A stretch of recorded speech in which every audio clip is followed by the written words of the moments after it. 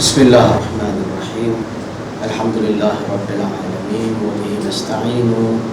Wassalatu wassalamu ala habibina Muhammad ibn Abdullah wa ala alihi wa sahbihi wa man tabi'ahum bi ihsanin ila yaumiddin.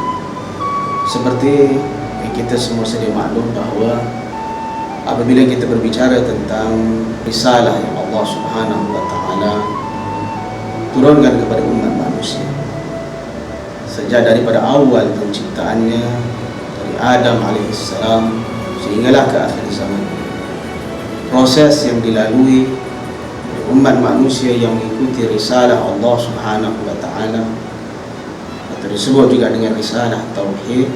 Proses itu disebut dengan proses ibadah, di mana Allah Subhanahu wa taala sendiri di dalam Al-Qur'an pernah berfirman, "Wa ma khalaqtul jinna wal insa illa liya'budun." Yang bermaksud, dan tidak pernah kami menciptakan jin dan manusia kecuali untuk mereka itu mengabdikan diri kepada atau beribadah kepada. Mana dalam ayat tersebut Allah Subhanahu wa taala telah menyatakan bahawa di antara ciptaannya atau penciptaannya dengan ibadah adalah dua hal yang tidak boleh dipisahkan. Semenjak dia menciptakan jin dan manusia, proses yang dilalui oleh makhluk ini, khususnya manusia sebagai makhluk pilihan Allah Subhanahu wa taala, proses kehidupan mereka itu disebut dengan proses ibadah. Nah, dari sini seperti yang pernah saya sebutkan, untuk kita memahami definisi dan pengertian ibadah, perlu kita fahami dan perlu kita cermati dengan benar.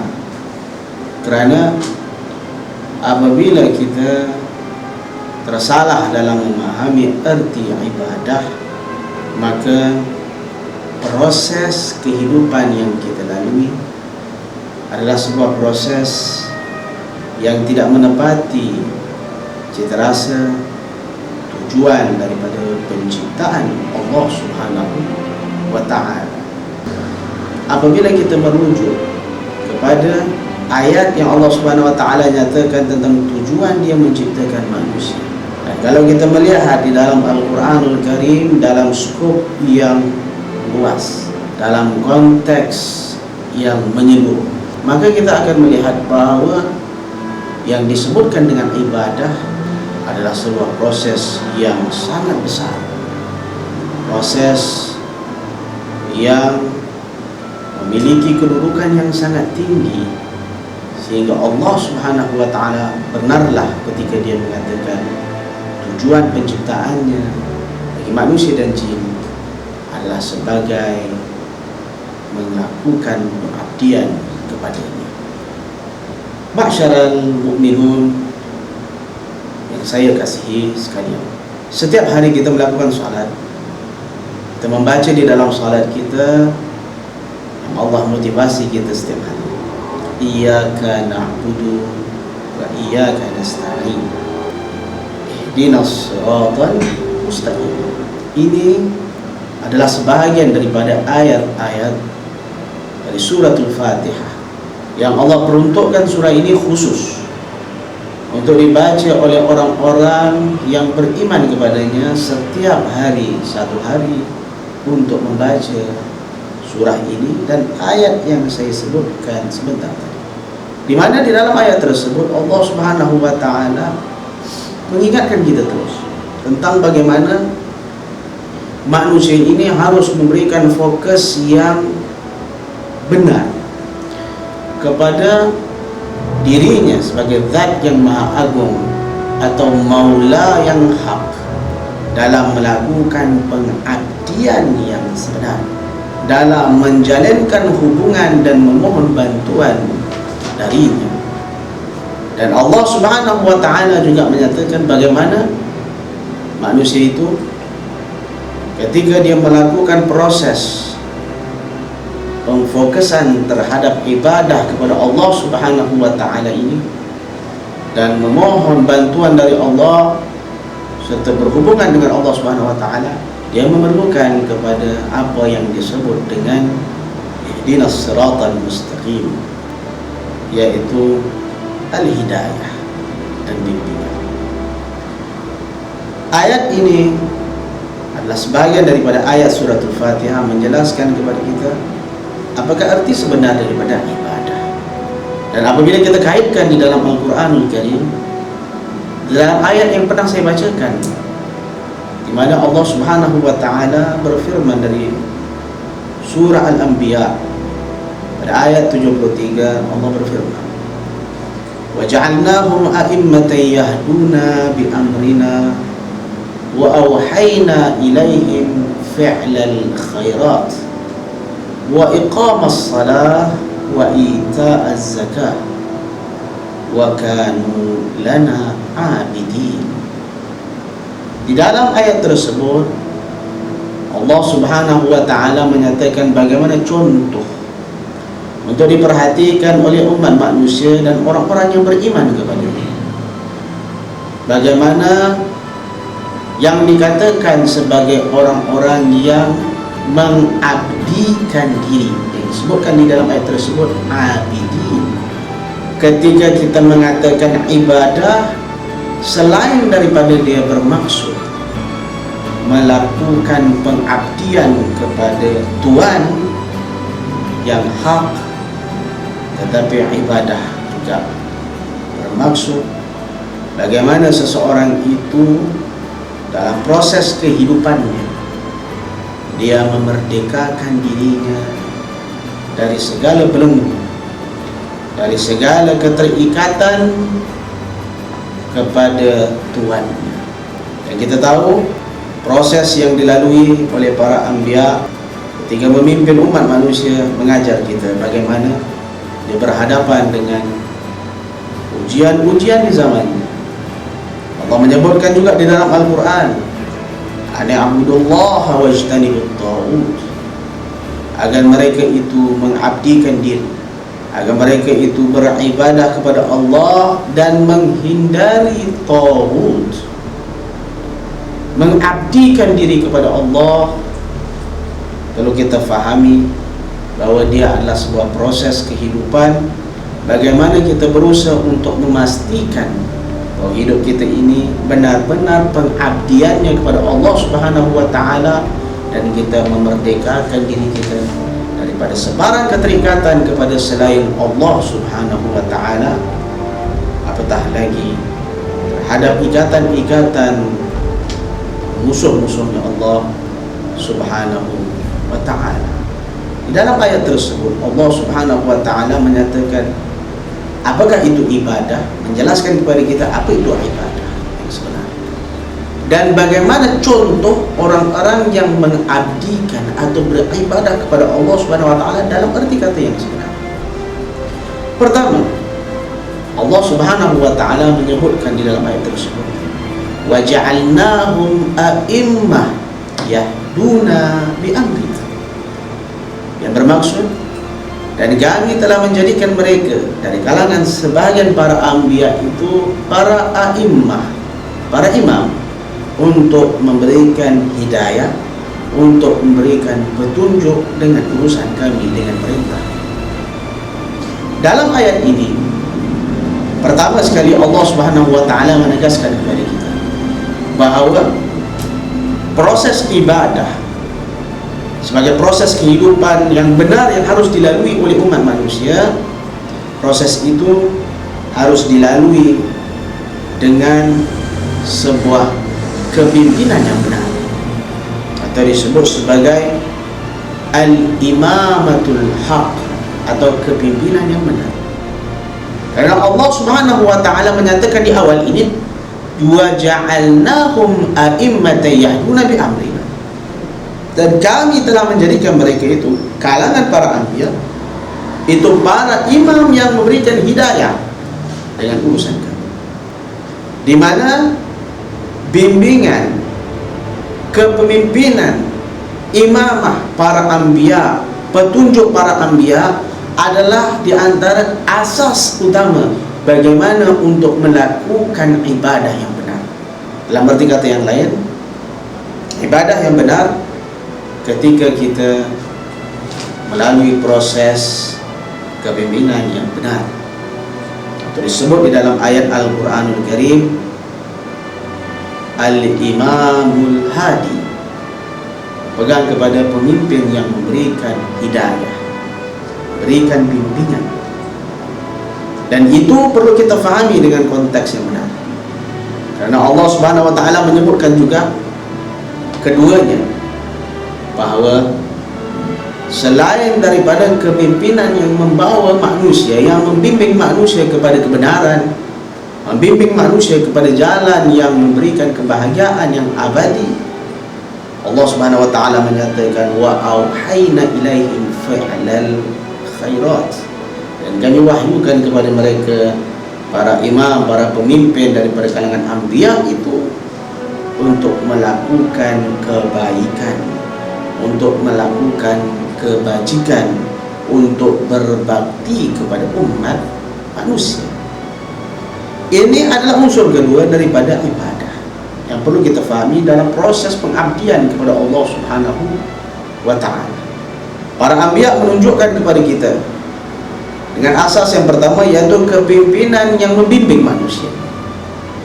Kemudian Allah nyatakan bahawa dalam ibadah itu kita ini dituntut untuk memastikan bahawa kehidupan kita ini adalah melakukan segala bentuk kebaikan, segala bentuk kebajikan, segala bentuk khidmat kepada makhluk Allah Subhanahu wa Ta'ala, kepada manusia, kepada alam ini. Bagaimana manusia ini membangun muka bumi Allah Subhanahu wa Ta'ala, hasil buminya, sumber buminya, bagaimana manusia ini mengelolanya dengan baik sehingga dia menjadi sebuah ibadah. Jadi ibadah itu bukan hanya sekadar dengan sebuah pengertian yang sempit, tetapi bagaimana untuk kita melihat dalam konteks yang luas, yaitu bagaimana kita memerhatikan muka bumi ini, mengatur muka bumi ini dengan kepimpinan dan bimbingan daripada jalan yang benar tadi. Kemudian Allah Subhanahu wa Ta'ala menyatakan proses ibadah itu memiliki ciri ketiganya, yaitu wa iqamas salah wa ita'az zakah, dan mendirikan salat serta mengeluarkan zakat. Wa kanu lana abidin, dan mereka itu para anbiya alaihimussalam yang menjadi pemimpin yang membimbing manusia dengan melakukan bakti di atas muka bumi ini, melakukan kebajikan kepada umat manusia, menghidupkan umat manusia, memberikan kebaikan kepada umat manusia, serta menghidupkan hasil bumi ini dengan mengelolanya secara baik. Allah menyatakan inilah tanda-tanda, ciri-ciri pengabdian yang benar. Secebis daripada kisah yang disebutkan dalam ayat sebelumnya, bagaimana Allah Subhanahu wa Ta'ala menjelaskan kepada kita contoh bagaimana seorang abdun min ibadillah, seorang hamba di antara hamba Allah yang melakukan ibadah dalam kehidupannya. Dia memiliki 6 ciri yang berikutnya daripada ibadah, yaitu ibadah adalah perjuangan. Ibadah tidak akan hanya berdiri berurusan dengan hal pribadi. Allah nyatakan bahawa ibadah itu dilalui dengan sebuah proses perjuangan. Allah nyatakan dalam ayat yang sebelumnya, qala afata'buduna min dunillahi ma la yanfa'ukum syai'an wa la yadhurrukum. Ketika Nabi Allah Ibrahim alaihissalam itu berdialog, berinteraksi dengan Namrud, penzalim di zaman, serta dengan kekuatan yang dimiliki oleh Namrud. Apa yang diucapkan oleh Nabi Allah Ibrahim kepada Namrud dan kepada jenderanya? Apakah kalian itu mengabdikan diri, beribadah dari selain Allah yang tidak pernah memberikan manfaat kepada kamu sedikit pun, dan tidak pernah memberikan tidak baik kepada kamu? Nabi Allah Ibrahim dalam perjuangannya menegakkan agama Allah, ketika dia berhadapan dengan ancaman penzalim di zamannya itu, dia mengingatkan kita, dia mengajar kita bahwa ibadah adalah perjuangan. Afata'buduna min dunillahi ma la yanfa'ukum syai'an wa la yadhurrukum. Kemudian Nabi Allah Ibrahim melanjutkan, uffil lakum wa lima ta'buduna min dunillah afala ta'qilun. Allah menguatkan lagi dengan ucapan Nabi Allah Ibrahim kepada Namrud dan jenderanya dengan mengatakan, celakalah bagi kalian terhadap apa yang kalian beribadah dan mengabdikan diri, keterikatan kalian kepada selain Allah. Apakah kalian tidak berfikir apa yang didapatkan oleh Nabi Allah Ibrahim? Ingin saya nyatakan di sini tentang perjuangan Nabi Allah Ibrahim alaihissalam. Namanya ibadah adalah perjuangan. Mereka berkata kepada Ibrahim alaihissalam, qalu harriquh wansuru alihatakum in kuntum fa'ilin. Tatkala itu Namrud beserta kekuatan yang dia miliki memerintahkan bala tenteranya untuk menggumban Nabi Allah Ibrahim ke dalam api, membakar Nabi Allah Ibrahim, dan mengatakan supaya kamu itu harus membantu Tuhan kamu seandainya kalian itu benar-benar melakukan. Kemudian Allah menyatakan, qulna ya naru kuni bardan wa salama ala Ibrahim. Wahai api, jadilah sejuk dan keselamatan bagi Ibrahim ke atas Ibrahim. Ayat itu bicarakan kepada kita bagaimana Allah Subhanahu wa ta'ala menyatakan bahwa yang namanya ibadah harus memiliki ciri yang berikutnya, yaitu ciri perjuangan. Kepimpinan melakukan kebajikan, melakukan bakti di atas muka bumi ini, di sana adanya perjuangan. Maka itulah yang dituntut ke atas setiap muslimin untuk membangun, sehingga dia benar-benar melakukan sebuah proses ibadah yang benar. Kebenarlah apa yang difirmankan oleh Allah Subhanahu wa ta'ala, ya ayyuhalladzina amanu man yartadda minkum an dinihi. Hai orang-orang yang beriman, barang siapa yang berpaling dari agamanya, fasawfa ya'tillahu biqaumin, maka Allah akan mendatangkan dan menggantikannya dengan satu kaum, yuhibbuhum wa yuhibbunah, yang mana Allah Subhanahu wa ta'ala mencintai mereka dan juga mereka mencintai Allah. Saling cinta dan mencintai di antara Allah dengan para hamba. Menyatakan apa sifat mereka? Yujahiduna fi sabilillah wa la yakhafuna lawmata laim. Mereka itu sentiasa melakukan perjuangan di jalan Allah dan tidak pernah gentar sedikit pun terhadap ancaman orang yang mengancam. Dzalika fadlullah yu'tihi man yasha wallahu wasi'un 'alim. Itulah kelebihan yang Allah berikan kepada siapa yang diinginkan, dan Allah itu maha luas dan maha mengetahui. Innama waliyukum Allah, hanya saja pemimpin maula kamu adalah Allah, adalah Rasul dan orang-orang yang beriman, yang menunaikan zakat dan melakukan salat dalam keadaan mereka itu melakukan hukum juga. Kemudian Allah menyatakan, wa man yatawallallaha wa rasulahu walladzina amanu fa inna hizballahi humul ghalibun. Suratul Maidah menyatakan bahwa orang yang berwalakan, berpegang kepada kepimpinan Allah, Rasul dan orang-orang yang beriman ini, maka sesungguhnya golongan yang bersama dengan Allah disebut di dalam ayat itu dengan hizballah, maka itulah golongan yang percaya.